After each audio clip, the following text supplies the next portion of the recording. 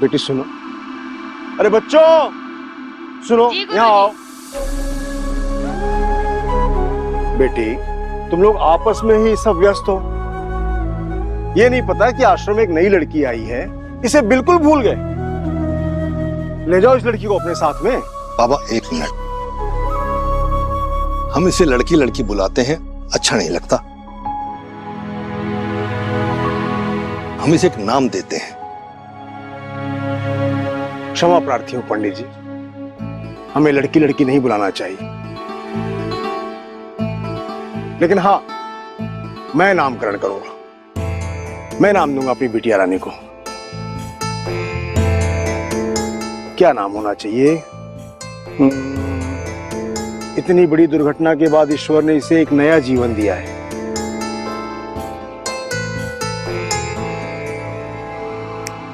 नोतुन। नोतुन नाम कैसा रहेगा? बहुत अच्छा। नोतुन का मतलब है नवीन, नई। तुम इस आश्रम में नई भी आई हो, एक नया ताजा हवा का झोंका लाई हो। आज से तुम्हारा नाम नोतुन है। और आज एक बार फिर से साधु बाबा के आश्रम में झनक को एक नया नाम, नई पहचान मिली है और ब्रिजभूषण भी बेहद खुश हैं। नाम पसंद आया? अरे वाह, नौतुन तो बहुत अच्छा नाम है। हमें नहीं पता तुमने इससे पहले शादी ब्याह देखे भी हैं या नहीं, बट इतना बता देती हूँ कि पल्लवी दी की शादी में तुमको बहुत मजे आने वाले हैं। चले?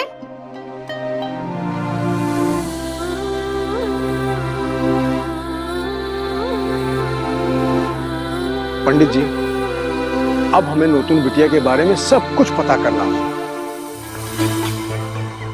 आपके द्वारा रचित नृत्य मुद्रा में नृत्य करती है और आपके घराने की जो विशेष मुद्रा है उसके बारे में भी जानती है। और जब उर्वशी के बारे में सुनती है तो बेचैन हो जाती है। यह सब कुछ अकस्मात नहीं है पंडित जी, इन सब का कुछ न कुछ हमारी नोतुन बिटिया के साथ लेना देना है। हमने भी तो ये नाम बहुत सालों बाद सुना है बाबा। ये नाम सुनते ही हमारे दिल में लहरें उठने लगती हैं। और आज पहली बार ब्रिजभूषण के जुबान से वो सच सुना है साधु बाबा ने जो दफना कर रखा था सालों साल पहले। टकराने लगती हैं एक दूसरे से, एक अजीब सा तूफान उठने लगता है ये नाम सुनने के बाद। आपको तो पता ही है, अगर उर्वशी इसकी गुरु है तो इसमें हम क्या कर सकते हैं बाबा? हमने तो उर्वशी के भले के लिए ही उसे छोड़ा था। अगर कुलभूषण को पता चल गया कि हम जिंदा हैं और आज भी उर्वशी के पीछे भाग रहे हैं तो वो हमें तो नहीं, लेकिन हाँ उर्वशी को जरूर मार डालेगा। हमें अपनी मौत मंजूर है मगर उर्वशी की कभी नहीं। अरे हमने उर्वशी के लिए अपनी जिंदगी का रुख बदल दिया बाबा, ताकि वो जिंदा रह सके। हम जानते हैं पंडित जी, हम जानते हैं। हमें एक बात बताइए, अलग होने के पहले आप और उर्वशी पति पत्नी के रूप में ही रहते थे ना? और अब सबसे अहम सवाल उठा है और अब देखना ये है कि पंडित जी आज क्या जवाब देते हैं। तो हो सकता है उस वक्त उर्वशी गर्भवती हो?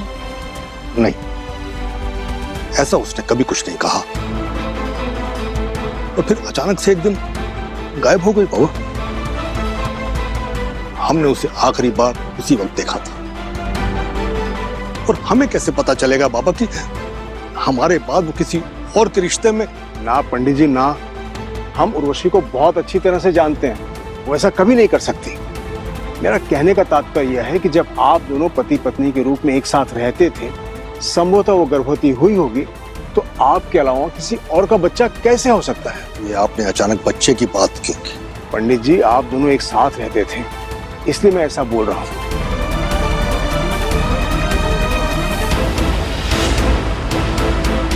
हम सोच रहे हैं कि कहीं नोतुन बिटिया उर्वशी की बेटी तो नहीं।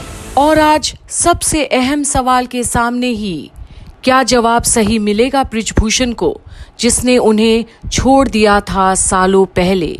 क्या ये संभव है कि आज ये लड़की उन्हीं की संतान है। मतलब हो सकता है नौतुन बिटिया आपकी और उर्वशी की बेटी हो। नहीं,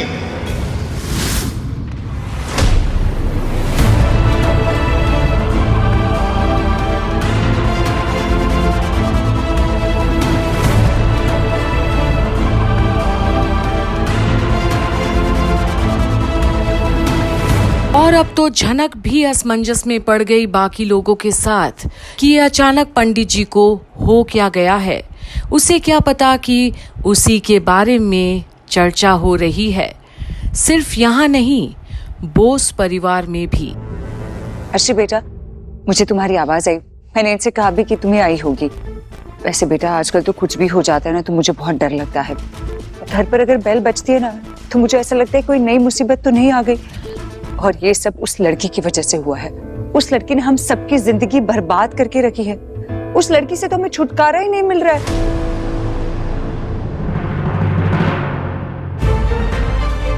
घर में शांति का माहौल ही नहीं रहा है अर्शी। खुद तो मर गई, लेकिन हम सबकी जिंदगी को ना जलाकर राख कर रखा है उस लड़की ने। ऐसी सर्वनाशी लड़की है वो तो। पर अर्शी के पास और कोई चारा नहीं इस वक्त भी उसे झनक के बारे में ही सुनना पड़ रहा है। हालांकि उसकी मां को गिरफ्तार करके ले गए हैं, पर वहीं आश्रम में शादी का माहौल है। और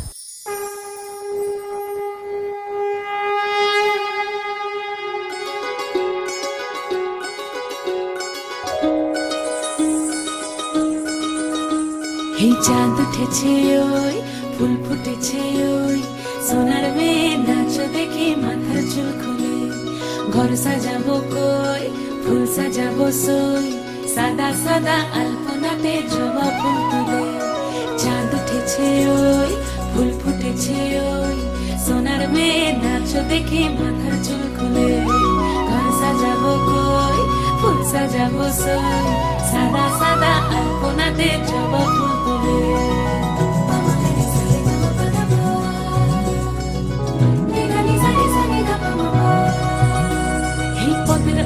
পদ রাখিয়া হইছ রসরাজ দেখো আলহাদিনের নাচ দেখো সোহাগিনীর নাচ দেখো চাঁদ বদনের নাচ দেখো আলহাদিনের নাচ দেখো সোহাগিনীর নাচ সোহাগ চাঁদ।